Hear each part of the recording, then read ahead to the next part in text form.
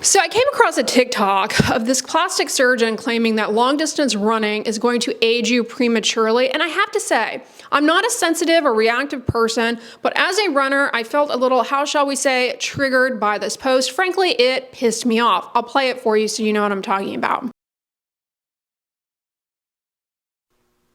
Hi, it's Dr. Ember. We're talking about things that prevent aging versus things that accelerate aging.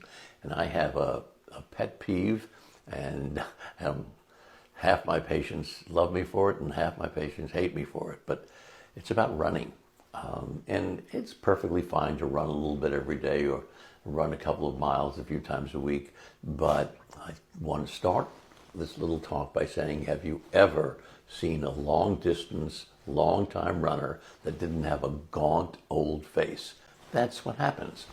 In addition to the gaunt old face, your knees go, your ankles go, your back goes, and it's kind of dumb. So if you want to run a little bit, terrific, but no impact or low impact aerobics is really the way to get your exercise. Is there any truth to the idea that long distance running ages you faster? Yes and no. Long distance runners run long distances often outside. Outdoor exposures are going to weather your skin and contribute to premature skin aging in the form of laxity, wrinkles, fine lines, dyspigmentation, skin yellowing, prominent pores. But it doesn't matter if you are running for 2 hours outside or if you just take a lawn chair and plop yourself out there for 2 hours. The same things can contribute to weathering of the skin and premature skin aging, whether you're running or not. Ultraviolet radiation from the sun. I talk about this all the time, right? I mean, duh. UV rays from the sun, they are a confirmed source of premature skin aging as well as skin cancer. Ultraviolet radiation from the sun is a carcinogen. It damages the DNA and the keratinocytes of your epidermis, and your immune system has to come in and try and clean up the mess. As you get older, your immune system is not as robust at doing that. Eventually, those damaged cells lead to a skin cancer. Then let's talk about how the ultraviolet radiation annihilates the stuff in the deeper layers of the skin that gives your skin snap or recoil, namely collagen and elastin. It also contributes to skin glycation, which leads to skin yellowing. But ultraviolet radiation from the sun, you don't have to be running for it to damage your skin. If you do run outdoors, you can protect yourself from that by wearing a broad spectrum sunscreen, ideally water resistant because sweat is going to remove sunscreen, and sun protective clothing. Make sure you don't time your distance runs in the middle of the day. That is when ultraviolet radiation is at its peak intensity. Aside from ultraviolet radiation, runners are also exposed to other things like pollution, especially if you run in a city. Pollutants, particulate matter, get on your skin and they cause lipid peroxidation. So the lipids in the top layer of your skin, they damage those, and that generates an inflammatory cascade that leads to premature wrinkles. It doesn't matter if you are running through a polluted city or if you are sitting outside in a polluted city. Same things are going to contribute to premature skin aging and weathering and damage of the skin. There aren't a lot of great approaches to offsetting the negative impacts of pollution on the skin. In theory, topical antioxidants may help to slow down or reduce the burden of damage, but more research is needed on what the ideal antioxidants are in terms of formulation and for truly addressing that. And of course, mechanical barriers like those long sleeves and sun protective clothing that you should be wearing to protect your skin, they're going to help reduce particulate matter getting on the skin surface in theory. The other thing about distance runners, they burn a lot of calories. They tend to be very lean and lose fat in the face. We've talked about this before in my other videos on why your face changes with age, but shrinking of the facial fat pockets leads to hollows and that kind of sunken appearance. When you lose fat and are very lean, whether it be from sport or a diet, you've lost a lot of weight, it can show up in your face in the form of more prominent hollows, and yes, definitely can give you a more sunken appearance. Similar, I did a recent video all about Ozempic face. I say that in air quotes because basically when you lose a lot of weight, you lose fat from the face. It's going to have the same effect. People call it Ozempic face, but it has nothing to do with Ozempic, the drug.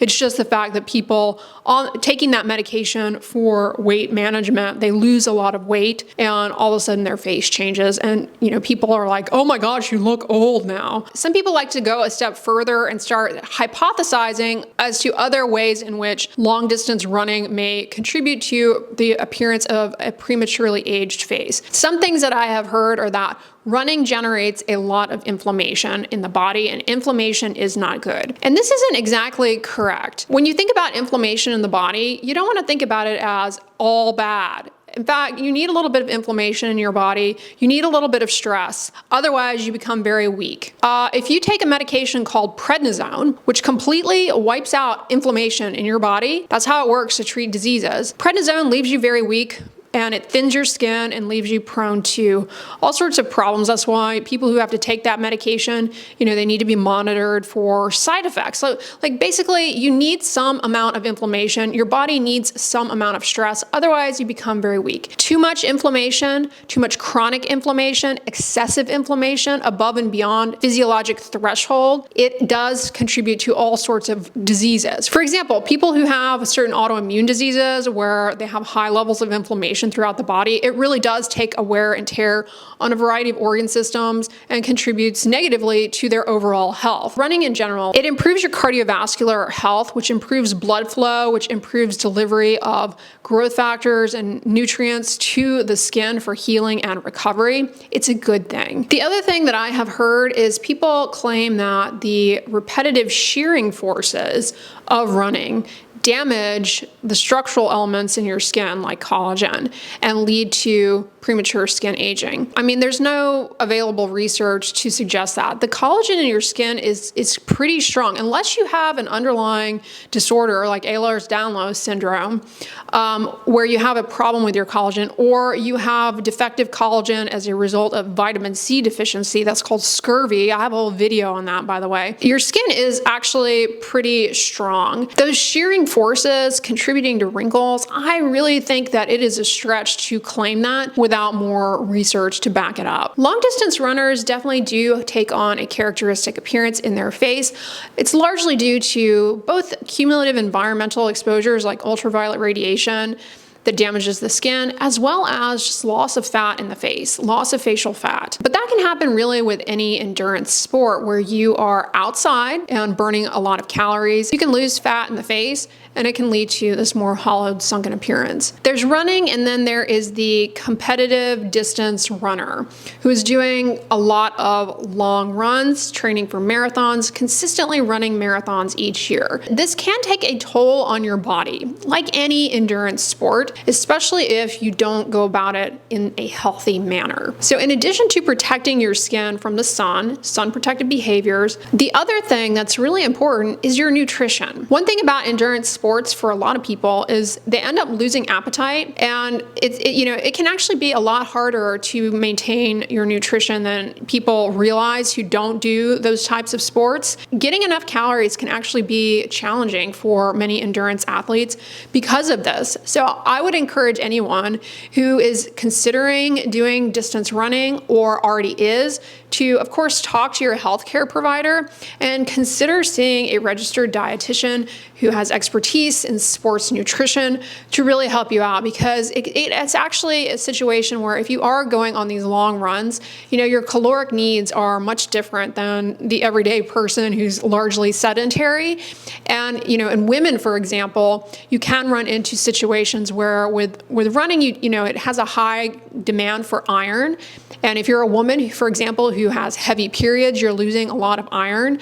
That's a situation where if you're not fueling your body properly, you could run into something like iron deficiency anemia and other health problems. So I can't emphasize enough how important good nutrition is when it comes to any type of sport. But in the case of the topic of this video, and long distance running for sure, if you're someone who has a goal of running a marathon, make sure you are educating yourself about your nutritional needs before you go in, because it actually can be a lot more challenging in the day-to-day life. You're working, probably getting up early to do these long runs and things. People will make fun of you and say like, oh, what do you mean you have a hard time eating enough? But it actually can be challenging to do. And, your appetite will go down. So you may not even realize it, that you are not meeting your nutritional needs. So I highly encourage you to follow with a registered dietitian and your healthcare provider to make sure that you're not missing out and you're eating right. Not only is that going to help cut down on excessive fat loss in your face, but it's definitely going to help with your running career in terms of helping with recovery and preventing injuries. Nutrition is key. Protein, carbohydrates, all of those things. The other thing runners need to stay on top of, like anyone, but it can really get tricky with long distance running, is your sleep, because your sleep can kind of get a little bit messed up with doing a lot of running. Sometimes people wake up super early, especially here, like when it's so hot. Most people have to wake up at 4 a.m. to go for a run before it gets too hot.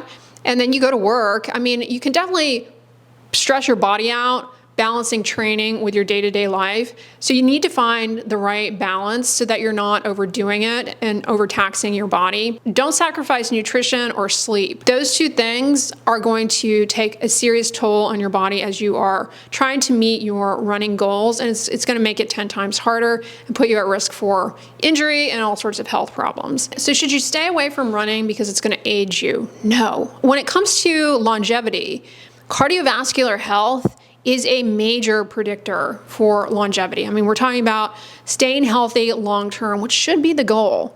I mean, I don't know about you guys, but I would much rather have a few more wrinkles on my face in exchange for 5 or 10 healthier years of my life than to have this like smooth skin and be, internally a mess. I wouldn't necessarily disagree with this plastic surgeon. Long distance running, like training for marathons or ultra marathons, I've never done one of those. Credit to those of you who do.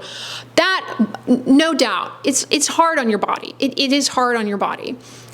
For sure. Include, the environmental exposures to your skin is one thing, but, just training for it, fueling for it, it's a lot for your body. So without a doubt, yeah, if you're going to consider getting into this sport and doing distance runs, you need to go in educated. You need to educate yourself about proper nutrition, about getting good sleep, and you need to really take a look at your work-life balance, because it's easy to say, I'm just going to train for a marathon on top of everything else I'm doing. But realize that if you don't have the bandwidth in your schedule to really make sure that you are taking care of yourself, then it definitely can take a lot out of you, for sure. The whole tone of this video really just put me off, because on social media, there's this, and it's gotten worse, this idea that we all have to look super young. Otherwise, why even bother? It's so poisonous, because the health benefits that come from exercise, cardiovascular exercise, he's like, yeah, maybe run once a week, 1 or 2 miles, or, do some low impact. Why? Do the exercise that you like and enjoy, because that's what you're going to stick with. And that's what's going to have the biggest difference in terms of your overall quality of life and your longevity. Don't just do an exercise because somebody on social media tells you it's the right one to do and that all of these others are bad. If you are moving your body and you are exercising, whatever type of exercise it is that works with you, your lifestyle, that you enjoy enough to stay consistent with, that is going to make the most difference for you, for your health, for your longevity, and for, your skin is going to thank you for it. Maybe you have a few more wrinkles if you are outside a lot doing these things, but come on, I just think if we are at a point on social media where we are discouraging people from exercising in the pursuit of wrinkle-free, smooth skin and a youthful glow, we are regressing here. We are regressing. And here's the thing. When it comes to social media, I can come on here and tell you guys till the cows come home about healthy diet, managing your stress, getting good sleep, and people will always be like, that's boring, I don't want to hear that, that's repetitive, yada, yada. People want some kind of sensationalized tidbit of information, and that is what gets clicks and views. It's not the truth. The truth does not get clicks and views because the truth requires too much personal responsibility. People want a quick fix. They don't want to hear that you got to just put the work in. Not to mention, running can have a tremendously positive impact on your mental health. It can help with coping with stress. It can help with your mood. Certain people who have underlying mood disorders, research shows that exercise, whatever the form, but of course running is one form, can improve your symptoms. It's not a cure for these issues, but people who have these issues and exercise, they tend to feel a lot better.